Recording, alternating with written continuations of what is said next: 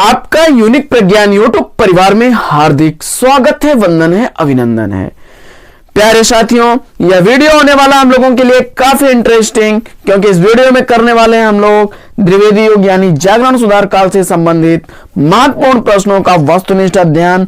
और यह अध्ययन प्रारंभ किया जाए इससे पूर्व अगर चैनल पर पहली बार हैं अथवा वीडियो को पहली बार देख रहे हैं तो कृपया चैनल को सब्सक्राइब कर लें और बगल में बने हुए बेल आइकन से ऑल बटन को प्रेस करें, जिससे कि आने वाले नए वीडियो की नोटिफिकेशन आपको सबसे पहले मिल सके। तो बिना समय गवाए प्रारंभ करेंगे पाठचर्या को और देखेंगे आज की पाठचर्या में पहला प्रश्न क्या है। द्विवेदी युग नामकरण किसके नाम के आधार पर किया गया? तो द्विवेदी युग का नामकरण किया गया है महावीर प्रसाद द्विवेदी जी के नाम पर। पीजीटी 2002 टीजीटी 2001 का पूछा गया प्रश्न है। अगला प्रश्न है कि सामान्यतः द्विवेदी युग का समय माना जाता है। तो सामान्यतः द्विवेदी युग का समय माना जाता है सन 1900 से 1918 ईस्वी तक। क विकल्प इसका राइट आंसर है। अगला प्रश्न है द्विवेदी युग को जागरण सुधार काल किसने कहा है? तो द्विवेदी युग को जागरण सुधार काल कहने वाले हैं डॉक्टर नगेंद्र। घ विकल्प इसका राइट आंसर है। अगला प्रश्न है कि इनमें से कौन द्विवेदी युग के कवि नहीं है? तो पीजीटी 2009 का पूछा गया प्रश्न है। तो द्विवेदी युग के कवि इसमें नहीं है, जवाब हो जाएगा सोहनलाल द्विवेदी। ख विकल्प इसका राइट आंसर है। प्रवक्ता परीक्षा 2009 का पूछा गया प्रश्न है। अगला प्रश्न है कि इतिवृत्तात्मकता किस काव्य युग की विशेषता है? तो इतिवृत्तात्मकता द्विवेदी युग की विशेषता है। ग विकल्प इसका राइट आंसर है। अगला प्रश्न है कि भक्ति काल में गृहस्थ जीवन का जैसा सुंदर चित्रण सूरदास में मिलता है वैसा आधुनिक काल के किस कवि में मिलता है? तो जवाब हो जाएगा इसका मैथिली शरण गुप्त। ख विकल्प इसका राइट आंसर है। अगला प्रश्न है कि द्विवेदी युग में पूर्णतः प्रतिनिधि कवि इसमें से कौन है? टीजीटी 2004 का पूछा गया प्रश्न है। तो जवाब हो जाएगा मैथिली शरण गुप्त। ग विकल्प इसका राइट आंसर है। अगला प्रश्न यह भी पीजीटी 2003 का पूछा गया प्रश्न है कि द्विवेदी युग के सर्वश्रेष्ठ प्रगीतकार माने जाते हैं। तो द्विवेदी युग के सर्वश्रेष्ठ प्रगीतकार माने जाते हैं इसमें मुकुटधर पांडे। ग विकल्प इसका सही उत्तर है। अगला प्रश्न है कि अयोध्या सिंह उपाध्याय हरिऔध को प्रिय प्रवास के लिए कौन सा पुरस्कार दिया गया? तो अयोध्या सिंह उपाध्याय हरिऔध द्वारा लिखे गए प्रिय प्रवास के लिए उन्हें मंगला प्रसाद पारितोषिक प्रदान किया गया। क विकल्प इसका राइट आंसर है। अगला प्रश्न द्विवेदी युगीन कौन सा ग्रंथ ब्रज भाषा की श्रेष्ठ काव्य परंपरा के स्मारक के रूप में स्मरणीय है? तो जवाब हो जाएगा इसका उद्धव शतक। ख विकल्प इसका राइट आंसर है। अगला प्रश्न है कि प्रकृति चित्रण की दृष्टि से द्विवेदी युग का श्रेष्ठ कवि कौन है? तो जवाब हो जाएगा श्रीधर पाठक। क विकल्प इसका राइट आंसर है। अगला प्रश्न है कि द्विवेदी युग के किस कवि को हिंदी साहित्य सम्मेलन का सभापति बनाकर सम्मानित किया गया? तो उत्तर हो जाएगा अयोध्या सिंह उपाध्याय हरिऔध। घ विकल्प इसका सही उत्तर है। अगला प्रश्न है कि कौन सी प्रवृत्ति द्विवेदी युग की नहीं है? तो इसमें द्विवेदी युग की प्रवृत्ति मार्क्सवादी चिंतन नहीं है।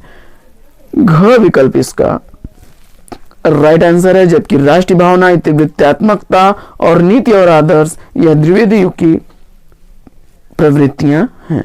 अगला प्रश्न है कि द्विवेदी युग की प्रमुख काव्य भाषा क्या थी? तो द्विवेदी युग की प्रमुख काव्य भाषा थी खड़ी बोली। घ विकल्प इसका राइट आंसर है। अगला प्रश्न है कि राष्ट्र कवि की उपाधि किसे दी गई थी? राष्ट्र कवि की उपाधि दी गई थी मैथिली शरण गुप्त जी को। क विकल्प इसका राइट आंसर है। अगला प्रश्न है कि खड़ी बोली का प्रथम कवि किसे माना गया है? तो खड़ी बोली का प्रथम कवि माना जाता है अमीर खुसरो को। ग विकल्प इसका सही उत्तर है। अगला प्रश्न है कि मैथिली शरण गुप्त किस छंद का प्रयोग अधिक करते थे? तो मैथिली शरण गुप्त जी हरगीतिका छंद का प्रयोग सबसे अधिक करते थे। घ विकल्प इसका सही उत्तर है। अगला प्रश्न है कि मैथिली शरण गुप्त के गुरु कौन थे? तो मैथिली शरण गुप्त के गुरु थे महावीर प्रसाद द्विवेदी। क विकल्प इसका सही उत्तर है। अगला प्रश्न है कि चिरगांव किस कवि का जन्म स्थान है? तो पीएचडी 2010 का पूछा गया प्रश्न है यह। चिरगांव मैथिली शरण गुप्त जी का जन्म स्थल है। क विकल्प राइट आंसर है। अगला प्रश्न है कि मैथिली शरण गुप्त द्वारा रचित जयदत्त व्रत क्या है? तो मैथिली शरण गुप्त द्वारा रचित जयदत्त व्रत यह खंड काव्य है। पीएचडी 2010 का पूछा गया प्रश्न है। ख विकल्प इसका राइट आंसर है। अगला प्रश्न है कि माइकल मधुसूदन दत्त की कृतियों का अनुवाद मधुप नाम से किस कवि ने किया? तो जवाब हो जाएगा मैथिली शरण गुप्त ने। क विकल्प इसका राइट आंसर है। अगला प्रश्न है कि मैथिली शरण गुप्त किसके भक्त थे? तो मैथिली शरण गुप्त जी राम के भक्त थे। क विकल्प इसका सही उत्तर है। अगला प्रश्न है कि मैथिली शरण गुप्त की इन रचनाओं को कालक्रम के अनुसार लगाइए। तो इसमें कालक्रमानुसार आपकी रचनाएं हो जाएंगी हेमंत, रंग में भंग, भारत भारती और साकेत। ग विकल्प इसका राइट आंसर है। अगला प्रश्न है कि सूची 1 का सूची 2 के साथ मिलान करना है आपको। तो इसमें प्रिय प्रवास के रचनाकार हैं हरिऔध जी।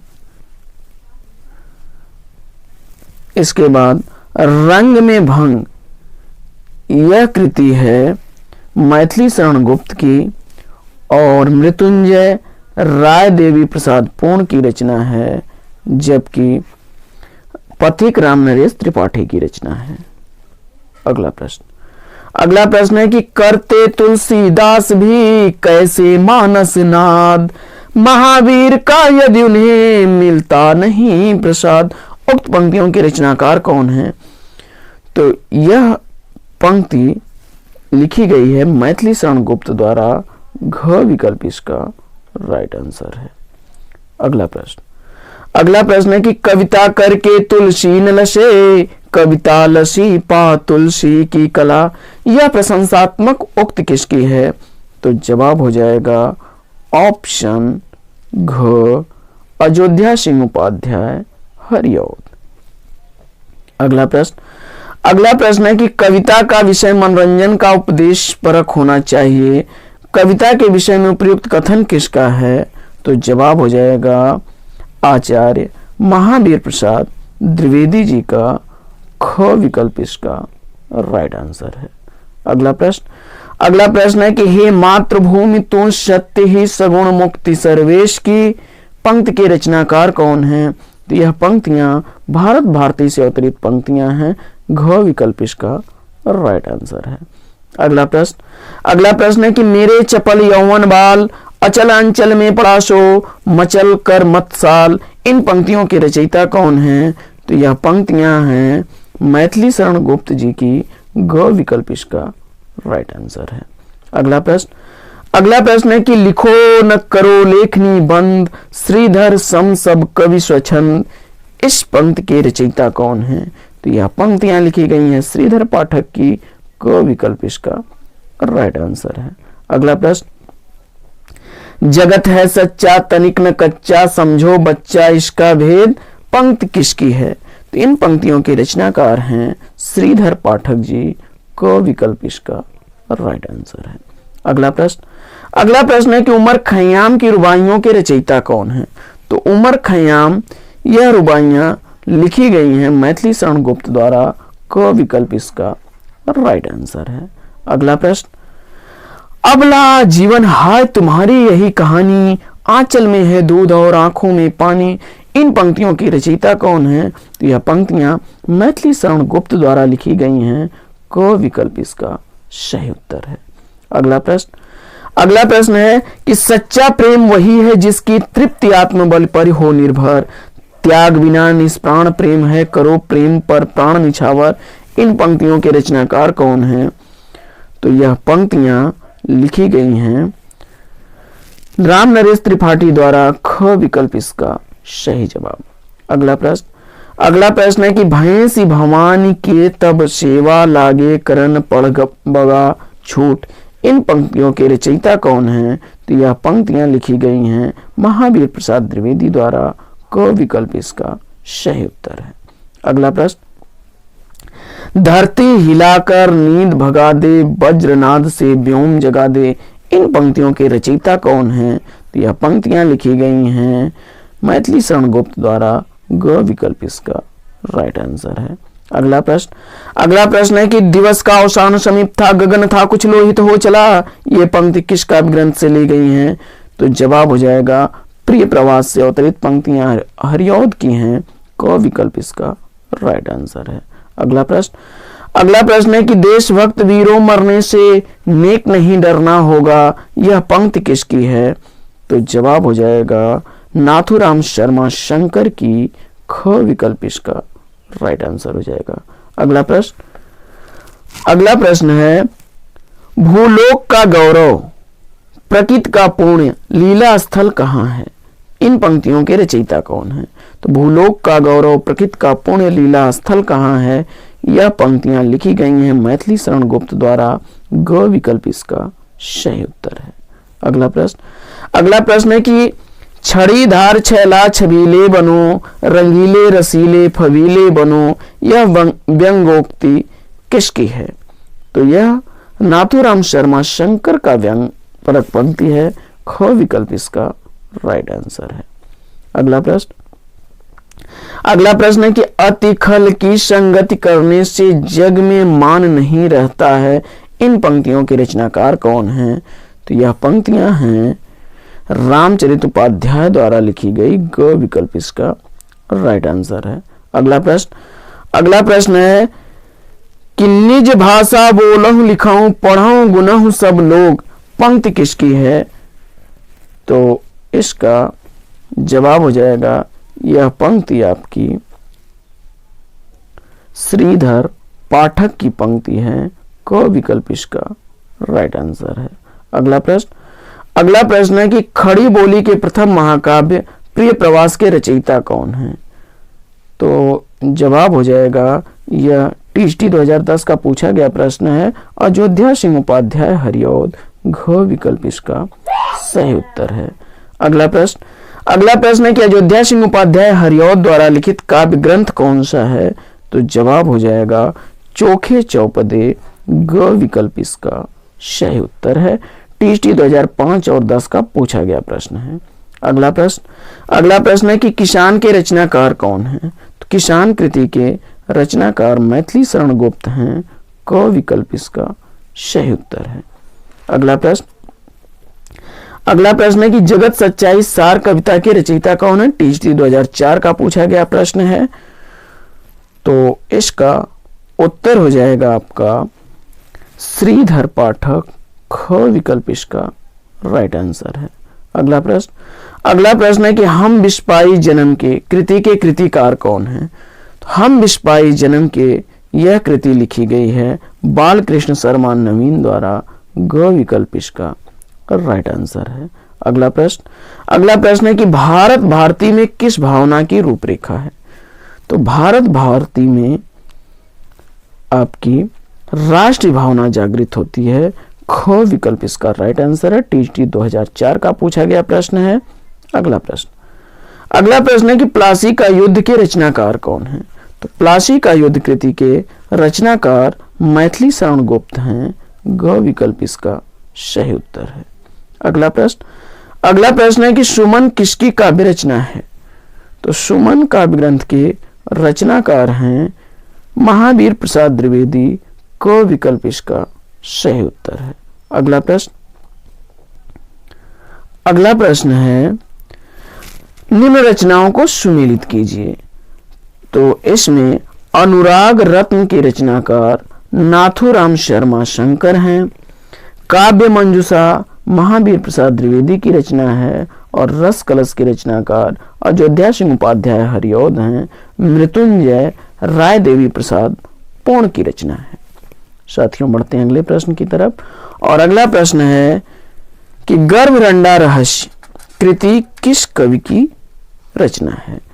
तो गर्भरंडा रहस्य कृति के रचनाकार हैं नाथुराम शर्मा शंकर। क विकल्प इसका राइट आंसर है। अगला प्रश्न है कि गुणवंत हेमंत किसकी रचना है? तो गुणवंत हेमंत यह कृति है श्रीधर पाठक की। ग विकल्प इसका सही उत्तर है। अगला प्रश्न है कि कविता कौमुदी के 8 भागों का संपादन किसने किया? तो जवाब हो जाएगा राम नरेश त्रिपाठी। को विकल्प इसका राइट आंसर है। अगला प्रश्न है कि आधुनिक काल में ब्रज भाषा का अंतिम प्रसिद्ध कवि कौन है? तो आधुनिक काल में ब्रज भाषा का अंतिम प्रसिद्ध कवि इसमें हो जाएंगे जगन्नाथ दास रत्नाकर। को विकल्प इसका राइट आंसर है। अगला प्रश्न है द्विवेदी युग के किस कवि को कविता कामिनी कांत की उपाधि दी गई थी? तो कविता कामिनी कांत के नाम से जाने जाते हैं नाथुराम शर्मा शंकर। क विकल्प इसका सही उत्तर है। अगला प्रश्न है कि श्रीधर पाठक ने गोल्ड स्मिथ की किस कृति का अनुवाद किया? तो श्रीधर पाठक ने गोल्ड स्मिथ की कृति का अनुवाद किया है हर्मिट, द ट्रेवलर और डेजर्टेड विलेज, तीनों ही रचनाओं का। तो घ विकल्प इसका सही जवाब है। अगला प्रश्न है कि पथिक किसकी रचना है? तो पथिक कृति के रचनाकार राम नरेश त्रिपाठी हैं। क विकल्प इसका सही उत्तर है। अगला प्रश्न है कि अनुराग रत्न किसकी रचना है? तो अनुराग रत्न रचना के रचनाकार हैं नाथुराम शर्मा शंकर। ख विकल्प इसका सही उत्तर है। अगला प्रश्न, आचार्य शुक्ल ने खड़ी बोली की प्रथम काव्य रचना किसे माना है? तो जवाब हो जाएगा एकांतवासी योगी। ग विकल्प इसका सही उत्तर है। अगला प्रश्न, असंगत युग्म का चयन कीजिए। तो इसमें असंगत युग्म हो जाएगा आपका काव्य मंजूषा गया प्रसाद शुक्ल स्नेही की रचना नहीं है, बाकी विकल्प आपके सही हैं। अगला प्रश्न है कि संगत युग्म इसमें से कौन सा सही नहीं है? तो इसमें महावीर प्रसाद द्विवेदी का त्रिशूल तरंग कृति नहीं है, बाकी प्रेम पचीसी, गया प्रसाद शुक्ल स्नेही, गर्भरंडा रस, नाथुराम शर्मा शंकर और युगदीप उदय शंकर भट्ट की कृतियां हैं। अगला प्रश्न है कि इनमें से कौन सा संगत युग्म नहीं है? तो इसमें संगत युग्म नहीं है, विकल्प सही हो जाएगा इसका जयदत्त व्रत या गुप्त की रचना है। ख विकल्प इसका राइट आंसर हो जाएगा, यह विकल्प इसका सही नहीं है। बाकी रामचरित उपाध्याय की राष्ट्र भारती, हरिऔध का प्रिय प्रवास और मैथिली शरण गुप्त का साकेत है।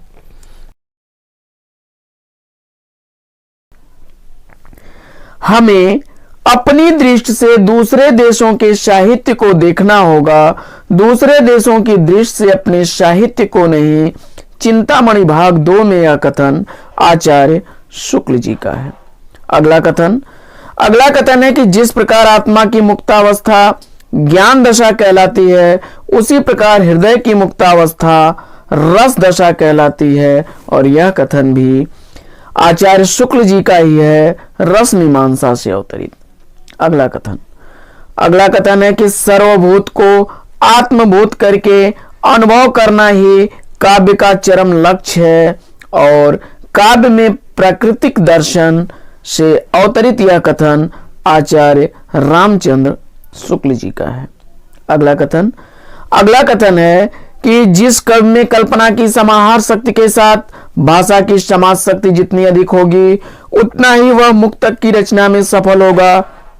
यह क्षमता बिहारी में पूर्ण रूप से वर्तमान थी, और यह कथन है हिंदी साहित्य के इतिहास से अवतरित आचार्य रामचंद्र शुक्ल जी का। अगला कथन है ये यानी घनानंद साक्षात रसमूर्ति और ब्रज भाषा के प्रधान स्तंभों में है।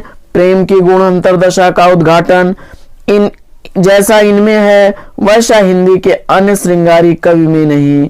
और यह कथन है आचार्य शुक्ल जी का हिंदी साहित्य के इतिहास से। बढ़ते हैं इसी क्रम में आगे और देखते हैं अगला कथन। अगला कथन है इनका सा यानी देव कवि सा अर्थ सौष्ठव नौनमेक विरले ही कवियों में मिलता है। रीत काल के कवियों में से बड़े ही प्रगल्भ और प्रतिभा संपन्न कवि थे, इसमें संदेह नहीं। आचार्य शुक्ल का यह कथन हिंदी साहित्य के इतिहास से अवतरित है। बढ़ते हैं आगे और देखते हैं कामायनी में उन्होंने यानी प्रसाद ने नर जीवन के विकास के भिन्न भिन्न भावात्मक वृत्तियों का योग और संघर्ष बड़ी प्रगल्भ और रमणीय कल्पना द्वारा चित्रित करके मानवता का रसात्मक इतिहास प्रस्तुत किया है। आचार्य शुक्ल का यह कथन हिंदी साहित्य के इतिहास से अवतरित है। अगला कथन देखते हैं। अगला कथन है संगीत को काव्य और काव्य को संगीत के अधिक निकट लाने का सबसे अधिक प्रयास निराला जी ने ही किया है। आचार्य शुक्ल का यह कथन हिंदी साहित्य के इतिहास से अवतरित है। अगला कथन है कि कविता का संबंध ब्रह्म की व्यक्त सत्ता से है। आचार्य शुक्ल का ही यह भी कथन है। बढ़ते हैं आगे और देखते हैं अगले कथन की तरफ। अगला कथन है कि अनूठी से अनूठी उक्ति तभी काव्य हो सकती है जबकि उसका संबंध कुछ दूर का ही सही हृदय के किसी भाव या वृत्ति से होगा। और यह कथन है आचार्य रामचंद्र शुक्ल का। अगला कथन है कि संगीत को काव्य के और काव्य को संगीत के अधिक निकट लाने का सबसे अधिक प्रयास निराला जी ने ही किया है। और यह आचार्य रामचंद्र शुक्ल जी का कथन है। अगला कथन है कि यथार्थवाद की विशेषता में प्रधान है लघुता की ओर साहित्यिक दृष्टिपात। और यह कथन है जय शंकर प्रसाद का। अगला कथन है जयशंकर प्रसाद का ही कि यथार्थवाद में स्वभावतः दुख की प्रधानता और वेदना की अनुभूति आवश्यक है। यह जयशंकर प्रसाद का कथन है। साथियों बढ़ते हैं आगे और देखते हैं अगले कथन को। अगला कथन है कि कविता की भाषा से मनोरंजन तो होता है परंतु वह जीवन संग्राम के काम नहीं आता। यह कथन है सूर्यकांत त्रिपाठी निराला जी का। अगला कथन है कि सत्य अपनी एकता में असीम रहता है तो सौंदर्य अपनी अनेकता में अनंत। और यह कथन है महादेवी वर्मा जी का। बढ़ते हैं अगले कथन की तरफ और अगला कथन है कि राजनीति और साहित्य मात्र अभिव्यक्ति में भिन्न है। उनका मूल है आज का यथार्थ, उसके लक्ष्य, उसके अभिप्रेत, उसके संघर्ष। और यह मुक्ति बोध का कथन है। अगला कथन है कि चरम व्यक्तिवाद ही प्रयोगवाद का केंद्र बिंदु है। और यह नामवर सिंह का कथन है। बढ़ते हैं आगे और देखते हैं अगला कथन है कि मैंने कला पक्ष की अवहेलना न करते हुए भी भाव पक्ष को अधिक मुख्यता दी है। अध्ययन और आस्वाद से यह कथन अवतरित बाबू गुलाब राय का है। बढ़ते हैं अगले प्रश्न की तरफ और अगला प्रश्न है कि काव्य संसार के प्रति कवि की भाव प्रधान मानसिक प्रतिक्रियाओं की कल्पना के ढांचे में ढली हुई श्रेय की प्रिय रूपा प्रभावोत्पादक अभिव्यक्ति है। सिद्धांत और अध्ययन से यह कथन अवतरित बाबू गुलाब राय का है। बढ़ते हैं आगे और देखते हैं अगला कथन है कि दमित प्रवृत्तियों के उदात्तीकरण द्वारा ही मनुष्य स्थूल पशु चेतना से ऊपर उठा और मानव में काव्यात्मक सौंदर्य चेतना तभी जगी किसी दूसरे कारण से नहीं। देखा परखा से अवतरित यह कथन इलाचंद्र जोशी का है। आगे अगला कथन है कि छायावाद और ग्रामीण बोलियों के नए गीत एक ही रस परिवार के हैं, सहोदर हैं। इन गीतों से प्रगतिवाद और प्रयोगवाद फीका लगने लगा है, दोनों बासी हो गए हैं। ताजगी की दृष्टि से नए गीत ही नई कविता हैं। वृत्ति और विकास से अवतरित यह पंक्तियां पंडित शांति प्रिय द्विवेदी जी की हैं। अगला प्रश्न, अगला कथन है साहित्य मानव जीवन से सीधा उत्पन्न होकर सीधे मानव जीवन को प्रभावित करता है। साहित्य में उन सारी बातों का जीवंत विवरण होता है जिसे मनुष्य ने देखा है, अनुभव किया है, सोचा है और समझा है। हजारी प्रसाद द्विवेदी का यह कथन साहित्य सहचर से अवतरित है। बढ़ते हैं आगे और देखते हैं अगले कथन को।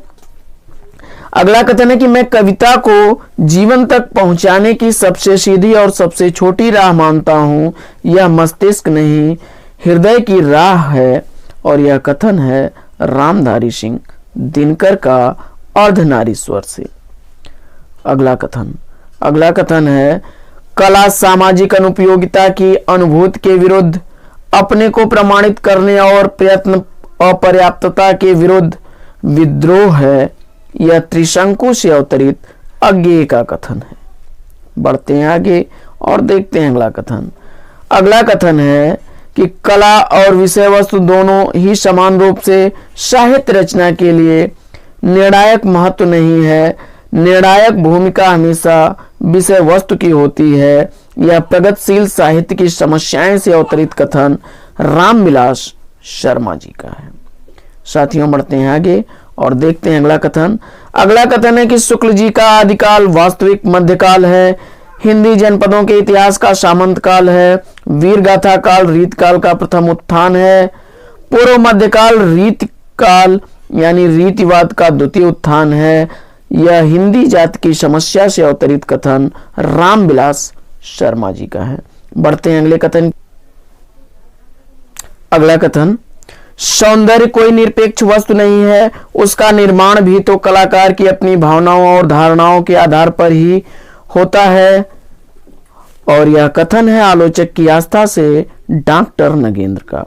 अगला कथन है कि रस एक व्यापक शब्द है। वह विभाव, अनुभाव, व्यभिचारी भाव, संयुक्त अस्थायी भाव अर्थात परिपाक अवस्था का ही वाचक नहीं, वरन उसमें काव्यगत संपूर्ण भाव संपदा का अंतर्भाव है। और यह रस सिद्धांत से अवतरित कथन डॉक्टर नगेंद्र का है।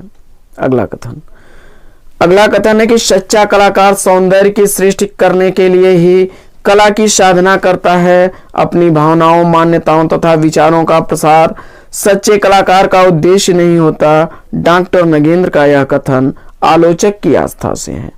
अगला कथन है कि भक्ति आंदोलन एक जातीय और जनवादी आंदोलन है। भारत की भाषा समस्या से अवतरित यह कथन रामविलास शर्मा का है। अगला कथन, कला की विषय वस्तु न वेदांतियों का ब्रह्म है, न हेगेल का निरपेक्ष विचार। मनुष्य का इंद्रिय बोध, उसके भाव, उसके विचार, उसका सौंदर्य बोध कला की ही विषय वस्तु है। और यह कथन है रामविलास शर्मा का आस्था और सौंदर्य से। अगला कथन है कि जीवन एक विस्मयकर विभूति है और मानवीय संबंध और भी विस्मयकर है। आत्मनेपद से यह अवतरित कथन अज्ञेय का है। अगला कथन, कविता तो कवि की आत्मा का आलोक है, उसके हृदय का रस है जो बाहर की वस्तु का अवलंब लेकर फूट पड़ती है। और यह रामधारी सिंह दिनकर का कथन मिट्टी की ओर से अवतरित है। अगला कथन है कि साहित्य वस्तुतः मनुष्य का वह उच्छलित आनंद है जो उसके अंतर में अटाए नहीं अट सका था। ज्ञान शिखा से यह अवतरित कथन आचार्य हजारी प्रसाद द्विवेदी जी का है। अगला कथन है कि मनुष्य की सीमित बुद्धि के बाहर मानव की चेतन तत्व से संबद्ध ज्ञान की सीमा से परे कोई भी शक्ति है जिसे समश्रेष्ठ शासित है। भगवती चरण वर्मा का यह कथन साहित्य के सिद्धांत तथा रूप से अवतरित है। अगला कथन है कि सौंदर्य को हम वस्तुगत गुणों व रूपों का ऐसा सामंजस्य कह सकते हैं जो हमारे भावों में साम्य उत्पन्न कर हमको प्रसन्नता प्रदान करे तथा हमको तन्मय कर ले। सौंदर्य रस का वस्तुगत पक्ष है। यह कथन सिद्धांत और अध्ययन से बाबू गुलाब राय का है। अगला कथन है कि कला कलाकार के आनंद की श्रेय और प्रिय तथा आदर्श को समन्वित करने वाली प्रभावोत्पादक अभिव्यक्ति है। और यह कथन बाबू गुलाब राय का है। अगला कथन, नई कविता में मुक्तिबोध की स्थिति वही है जो छायावाद में निराला की थी। नामवर सिंह का यह कथन है। अगला कथन, मुक्तिबोध की कविता अद्भुत संकेतों से भरी, जिज्ञाओं से अस्थिर कमी से दूर से ही शोर मचाती, कभी कानों में चुपचाप राज की बातें कहते चलती है। यह कथन शमशेर बहादुर सिंह का है। अगला कथन है कि भावना, ज्ञान और कर्म जब एक सम पर मिलते हैं तभी युग प्रवर्तक साहित्यकार प्राप्त होता है। यह महादेवी वर्मा जी का कथन है। अगला कथन है कि साहित्य का उद्देश्य सार्वदेशिक और सार्वकालिक होना चाहिए। हमें अपने साहित्य का उद्देश्य सार्वभौमिक करना है, संकीर्ण एक देशी नहीं। और यह सूर्यकांत त्रिपाठी निराला जी का कथन है। अगला प्रश्न है कि कविता की भाषा चित्रात्मक होनी चाहिए। काव्य में शब्द और अर्थ का भिन्न संबंध होता है तथा भावों की अभिव्यक्ति और भाषा सौष्ठव मुक्त छंद में अधिक सुगमता से व्यक्त किया जा सकता है। और यह कथन है सुमित्रानंदन पंत जी का। अगला कथन है कि आदर्शवाद जहां आकाश है, उच्चता है, वहीं यथार्थवाद का विषय पथरीली धरती और लघुता है। यह कथन है जय शंकर प्रसाद का। अगला कथन है कि यथार्थवाद हमारी दुर्बलताओं, विषमताओं तथा क्रूरताओं का नग्न चित्रण होता है। और यह कथन है मुंशी प्रेमचंद का। प्राचीन और नवीन का सुंदर सामंजस्य भारतेंदु की कला का विशेष माधुर्य है। आचार्य शुक्ल जी का यह कथन है। अगला कथन है कि जगत अव्यक्त की अभिव्यक्ति है, काव्य उस अभिव्यक्त की अभिव्यक्ति है। यह कथन आचार्य रामचंद्र शुक्ल जी का है। अगला कथन है कि रस ऐसी वस्तु है जो अनुभव सिद्ध है। इसके मानने में प्राचीनों को कोई आवश्यकता नहीं। कभी अनुभव में आवे तो मानिए, न आवे तो न मानिए। यह भारतेंदु हरिश्चंद्र का कथन है। बढ़ते हैं अगले कथन की तरफ। और अगला कथन है, छायावाद के भीतर माने जाने वाले सब कवियों में प्रकृति के साथ सीधा प्रेम संबंध पंत जी का ही दिखाई पड़ता है। और हिंदी साहित्य के इतिहास से यह अवतरित कथन आचार्य शुक्ल जी का है। अगला कथन है कि वे यानी भारतेंदु सिद्ध वाणी में के अत्यंत सरस हृदय कवि थे। प्राचीन और नवीन का यही सुंदर सामंजस्य भारतेंदु की कला की विशेष माधुर्य है। हिंदी साहित्य के इतिहास से अवतरित यह कथन आचार्य रामचंद्र शुक्ल जी का है। बढ़ते हैं अगले कथन की तरफ। और अगला कथन है, अपनी भावनाओं के अनूठे रूप रंग की व्यंजना के लिए भाषा का ऐसा बेधड़क प्रयोग करने वाला हिंदी के पुराने कवियों में कोई दूसरा कवि नहीं हुआ। और यह कथन है आचार्य शुक्ल जी का। अगला कथन है, इनकी यानी पद्माकर की मधुरता कल्पना ऐसी स्वाभावित और हाव भाव पूर्ण मूर्त विधान करती है कि मानो पाठक अनुभूति में मग्न हो जाता है। और यह शुक्ल का कथन है, हिंदी साहित्य के इतिहास से अवतरित। अगला कथन, केशव को कवि हृदय नहीं मिला था, उनमें वह सहृदयता और भावुकता न थी जो एक कवि में होनी चाहिए। आचार्य शुक्ल का यह कथन है उनकी पुस्तक हिंदी साहित्य के इतिहास से। तुलसी और सूर ऐसे सगुणोपासक राम भक्त राम और कृष्ण की सौंदर्य भावना में मग्न होकर ऐसी मंगल दशा का अनुभव कर गए हैं जिनके सामने कैवल्य या मुक्त की कामना का कहीं पता नहीं लगता। आचार्य शुक्ल का यह कथन है, चिंतामणि भाग 1 से अवतरित कथन है। बढ़ते हैं आगे और देखते हैं अगला कथन है कि हृदय की अनुभूति ही साहित्य में रस और भाव कहलाती है। चिंतामणि भाग 2 से अवतरित यह आचार्य रामचंद्र शुक्ल का कथन है। अगला कथन है कि शब्द शक्ति, रस और अलंकार ये विषम विभाग काव्य समीक्षा के लिए इतने उपयोगी हैं कि इनको अंतर्भूत करके संसार की नई पुरानी सब प्रकार की कविताओं की बहुत ही सूक्ष्म, मार्मिक और स्वच्छ आलोचना हो सकती है। काव्य में अभिव्यंजनावाद से अवतरित यह कथन आचार्य रामचंद्र शुक्ल का है। बढ़ते हैं आगे और देखते हैं अगला कथन है कि अस्थायी साहित्य जीवन की चिरंतन समस्याओं का समाधान है। मनुष्य मात्र की मनोवृत्तियों और उनकी आशाओं, आकांक्षाओं और उनके भावों विचारों का यह अक्षय भंडार है। और यह कथन है आचार्य श्याम सुंदर दास का। अगला कथन है कि कवियों का यह काम है कि वे जिस पात्र अथवा वस्तु का वर्णन करते हैं उसका रस अपने अंतःकरण में लेकर उसे ऐसा शब्द स्वरूप देते हैं कि उन शब्दों को सुनने से वह रस सुनने वाले हृदय में जागृत हो जाता है। और महावीर प्रसाद द्विवेदी का यह कथन रसज्ञ रंजन से है। तो साथियों, आज के वीडियो में लेंगे यहीं पर विराम। वीडियो अगर अच्छा लगा हो तो लाइक कर दीजिए, दोस्तों में शेयर कर दीजिए। चैनल पर पहली बार है तो चैनल को सब्सक्राइब कर लीजिए। फिर मिलते हैं आपसे अगले वीडियो में एक नए प्रकरण, एक नए टॉपिक, एक नए अंदाज में। तब तक के लिए लेंगे आपसे विदा।